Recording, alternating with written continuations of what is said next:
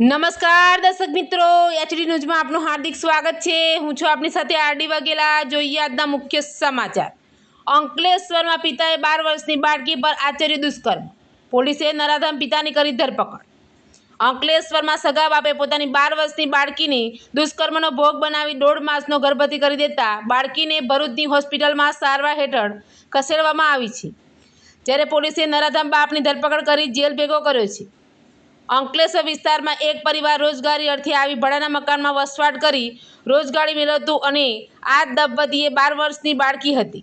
દંપતી પૈકી સગા બાપની જ દાનત 12 વર્ષની બાળકી ઉપર બગડી અને 35 વર્ષના સગા બાપે જ પોતાની દીકરી ઉપર દુષ્કર્મ આચર્યું હતું।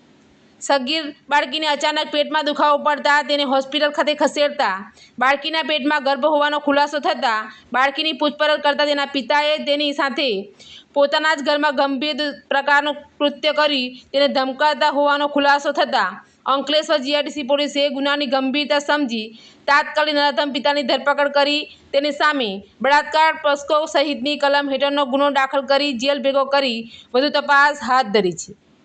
એચડી ન્યૂઝ સાથે રિપોર્ટ જયેશ પ્રજાપતિ, અંકલેશ્વર।